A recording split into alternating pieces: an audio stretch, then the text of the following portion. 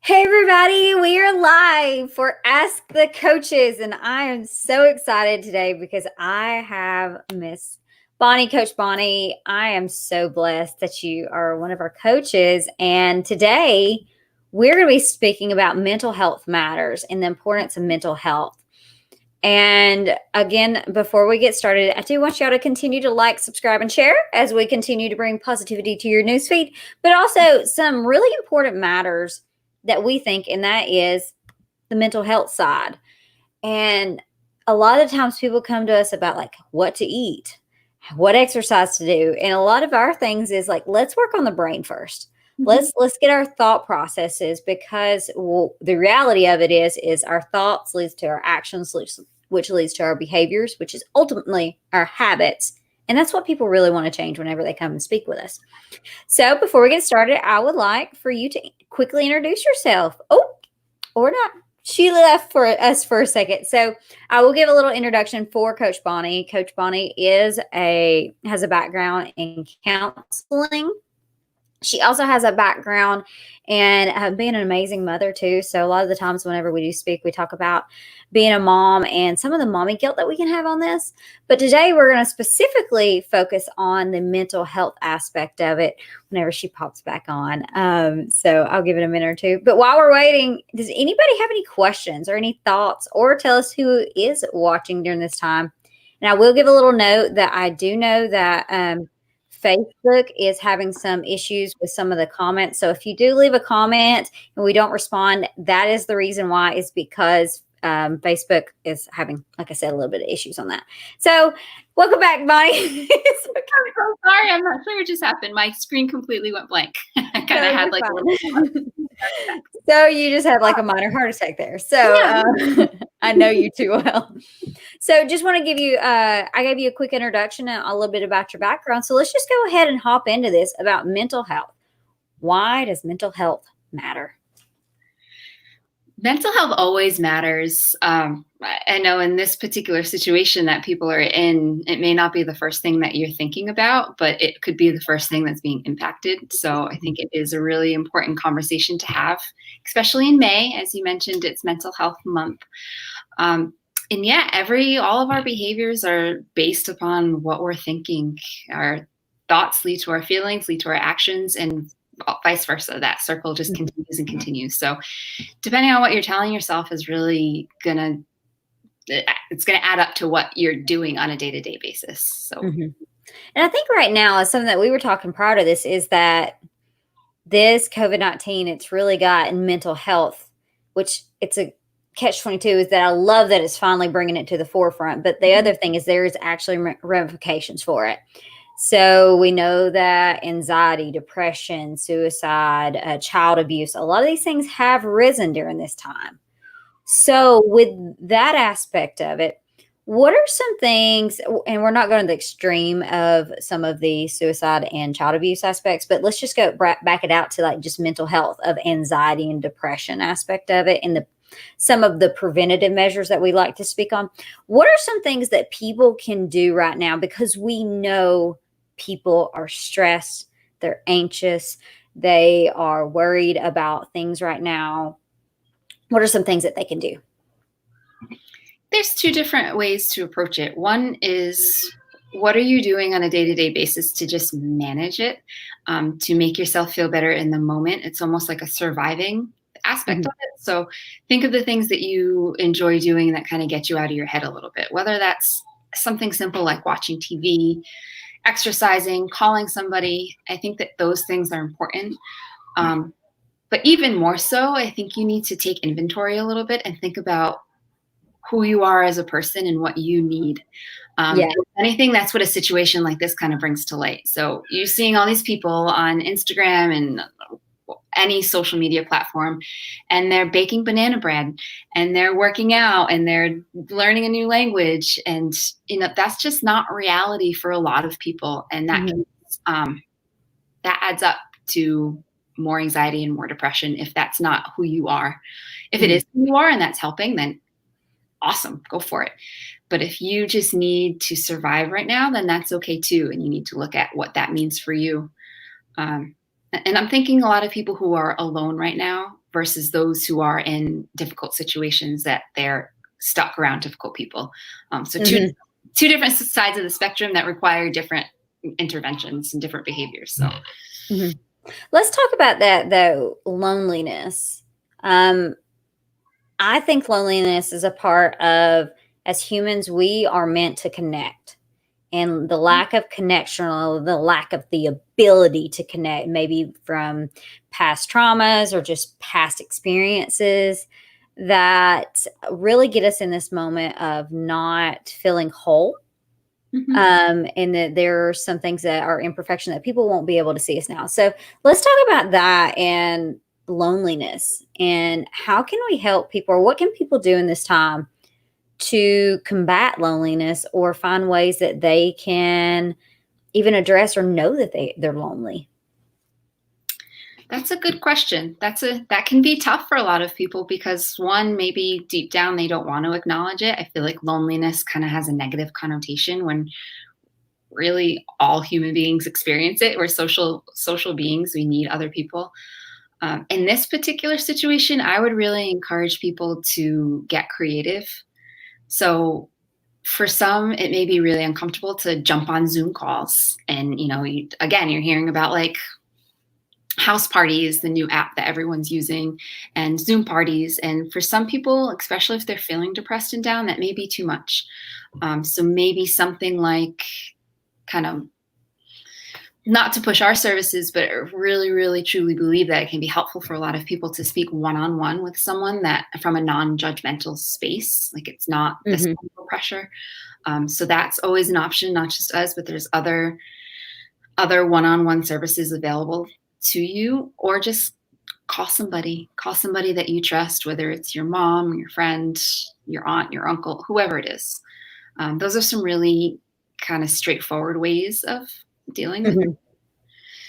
Yeah, and I agree. And so I've been open about me that I have suffered from postpartum depression, and then depression can come back up. And one thing that I have struggled with is at times, especially like I'm very faith driven, but at times it's like sometimes it feels like they're like, just let's just pray for you, and and that's the one thing I do want to talk about quickly, is that this is like, if you had an open wound, somebody would tell you to go to the doctor, Right. and they would be like, go get medicine. And for me, my experience was, let's pray for you. And that, I'm not saying that's a bad thing, but for me, I needed medicine, and Mhm. I didn't know that. I didn't know that I needed something so much more. Um, so from that aspect, how can we talk to people about mental health, that it, just because you can't see it doesn't mean that it's not real. It literally is an injury to your brain, or to your, mine is actually serotonin. So mine is serotonin's actually in your gut. So it is a stomach issue here. So, but there are actual issues. So what can we say to people to give them confidence in knowing that there's not really, there actually isn't something wrong with them, but there is, like, it's your body, it's like a physical thing. What would you speak about that? That's a really important topic. And I think the more that we speak about it, especially in opportunities like this where people are hopefully listening and taking it in, is that it's just so incredibly common and there is no shame in it. Mhm. And it's hard to convince somebody of that until they are ready to hear it, if that Mhm. makes sense. Um, I don't know, from an individual point of view, I think just talking about it, seeking out the help and learning about it can be really, really important. I always kind of, along the same vein that you just mentioned, I always kind of use the analogy of, if someone was diagnosed with diabetes and they required insulin, no one would look down on them for that. Like, that's of no fault to their own. That's something that happened. And it's the same exact thing with anxiety, depression, psychosis, any mental health concern. It, Mhm. for a lot of people, it does require medicine. And unfortunately, until we really start talking about it more and offering the support and insight and information, it's a struggle for a lot of people. Mhm.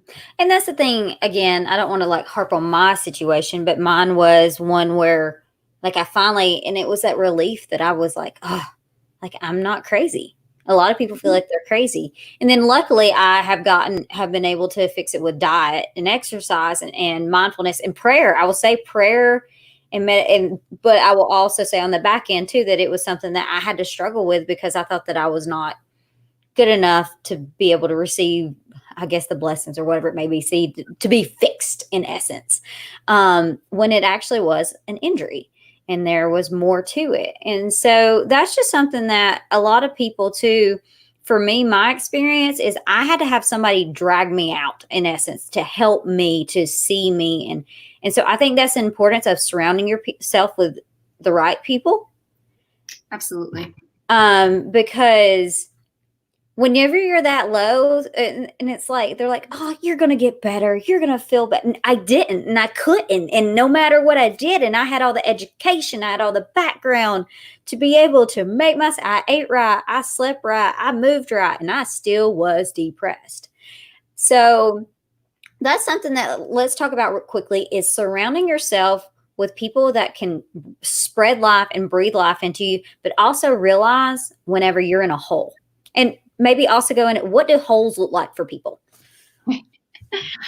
Yeah, I mean, because I would only imagine that in a situation like yours, which I'm sure is not unique and common for a lot of people, is that it just makes you feel worse to hear it will get better, and it's not getting better. So you put the shame and the guilt on yourself for that, which is the last thing that you need when you're already feeling down. But yeah, so to have someone around you who knows you well, but also knows the other side of it. I don't want to say professional because it doesn't have to be a professional person, although it can be, to recognize the signs of, okay, you're feeling a little down versus this looks like you may need some more physical help with medication or whatever that may be. But so that's an important aspect when you're looking at your support team, someone who's knowledgeable and has your best interest at heart. So they're not just going to brush it under the rug and expect things to get better. Like they really truly want to see you feel yourself and feel the best that you can. Thinking about different holes that people can be in, that is such a wide range that can really, and again, I just keep going back to, it looks so different for everyone because it really depends not only on you as a person, but your life circumstances too. Like from somebody else's perspective, someone could look like they really have their whole life together. She's a mom and her children are really doing well and healthy, and she's stuck at home, but she has her husband and she has her children and she's working. What does she have to be sad about? Like that sort of perspective, where for her, her whole may be that she's not finding any enjoyment in her children, or she's not able to get out of bed in the morning because she's so worried and nervous about coming into contact with the virus. Just apply it to the situation here. Where someone else, it could be, they literally do not get out of bed. They do not speak to anyone. They cannot eat. Like there's just such varying degrees. Someone who's usually very social and is not interested in having any conversations with people or connecting with people, that's a pretty good sign that something's up, that maybe they should seek out some support. And that's the thing, is a lot of people can mask it very well too. And it's that game of masking, but you have to have people that can peel back those layers. Because for me, I looked like I was great, but my close, intimate friends and my family, they're like, she's secluding herself. Like they could see that. And I could use the excuse I was studying, I've always been a 4.0, always staying up. But then there's people I've talked to that they masked it through humor. Humor was one. Yep. And that was a hard one to see too, so finding those different ways on how people can mask depression or anxiety. And I guess that's the biggest thing. I just really want to have a takeaway for this one too, is that mental health matters, and it's not a joke. It is an actual wound. It's a wound. It is not something that you need help with it, and it's nothing to be ashamed of it. And so as somebody that has a background and is a counselor in other settings, like why should somebody on the other side, why should somebody need to talk to a counselor, or why should somebody, what makes you different, or what makes you somebody that they need to speak with, I guess, in essence? Kind of hard to know what to say first. So I think the awareness that education is just such a huge part of it, because like I said, a lot of people are not even aware of how they're feeling and what it means and what it looks like and how they can feel better.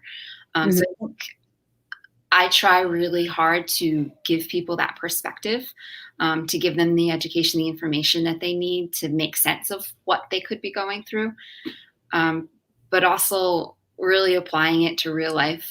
Like, I'm not going to tell you, and I know some people are afraid that seeking out help, that means they're going to have to make all of these big major changes and stop doing all the things they love to do. And for me, I like to really take a more practical approach and look at, what are you willing to change, if anything? Or do we just need to kind of talk things out for a little while? Do you just need to have someone hear you out before you can even think about tackling a specific issue? I'm not going to tell you to stop drinking coffee every day because you feel anxious. Like, I can give you that information for yourself and tell you that this is the way that it impacts you. But yeah, and I try to come at it from all different angles, depending on where the person is in their journey and what they need in that moment. I agree. And I do want to preface this is for Bonnie, that we do preventative side. So we do education and consulting on that aspect. So if you do feel like you have a diagnosable mental illness, go see a doctor. Technically, you are a medical professional. You actually have a background in it. But we are on the preventative side, and we want to help people have somebody to speak with, but also have a goal. Like, what is something that, and it may be something little as get out of the bed. Yep. For me, I'll tell you, there was a book that I'm going to butcher it. It was like Make Your Bed. It was about making your bed, starting your day off with a win and just making your bed. I don't make my bed, but my thing is really just to, to do my study or do something for me to start my day out on a win. And so that was mine. And so with mental health, what are some of the main stigmas you can see that you see as a professional in it? The first thing that comes to mind is weakness. Yeah. People think that this person is weak, and if they just made, and I guess that's kind of where I was going, that, if you just make a small change, everything will be great, where there's some other stuff that needs to happen there, which I can definitely help you to identify whether or not you do need someone to diagnose and treat you in a different way, while we continue to work on some of the other behavioral changes. But so weakness is trying to think of what we were talking about, stigma, that something is wrong with you, that you're not good enough, that you're not the same, that you're different, I think is a really big one, especially for the younger generations, that you've done something wrong to deserve this or to cause this, that you're incapable of performing your job or any other duty that you might have in your life. And unfortunately, some people do still believe that. And there's just so much that goes behind it. It's hard for me to, that's the thing, is that I think a big part of it for me is also for my recovery aspect of it is forgiveness is one that's really huge, is making sure that you can forgive yourself. And then also for me, once I found out that I did have issues, that was physiological, addressing them so that then I can get to the point where I can get to a deeper conversation of why did I get there in the first place? Right. Because I think it's sometimes we go I don't want to say so far off the ledge, because that's really not great terminology to say, but it's like you get to a point that your physiology, your body has taken so much for so long that it has gotten accustomed to it. And it's the same thing with overeating or anything. It literally is a signal from your stomach that's saying, hey, I'm hungry, but you're really not. What it is you may be eating for boredom, or you may be. And so there's a lot of things that actually go on physiologically because our thoughts lead to our feelings, which leads to actions, which lead to, but literally we even teach on some things like before you even go into meetings that you can stand in some power poses so that you can be more confident, but so that your thoughts can lead to the future actions that you have. And that's at Speaking Life. And so with mental health, I just don't want people to think that it's like, oh, just because you can't see the wounds and you can't see the scars, they're not there, because they are. There's so much deeper to things in mental health that does not get credit. But the beauty of this is I feel like it is. It's finally coming to light. So what are your thoughts on that, on this right now? How much has it brought, COVID-19? What is the good that has brought to the mental health world? Awareness, really. Awareness and the different life circumstances that are leading to different mental health stages, I guess, or status. Yeah, and I think another big part of it, kind of semi-related, maybe not completely answering your question, but is the fact that there's so many different options available for help. The virtual healthcare system is expanding incredibly. It's, I think, amazing because not only will you have better access to it, but you have more variety, more of an option. And really the access is the biggest part. So I think that is going to be a really huge step for mental health professionals, is the ability to reach more people and to help more people, and hopefully kind of get the word out there that there is no shame in seeking help. And a lot of times you need something like medication to be able to do the deeper work, like you said.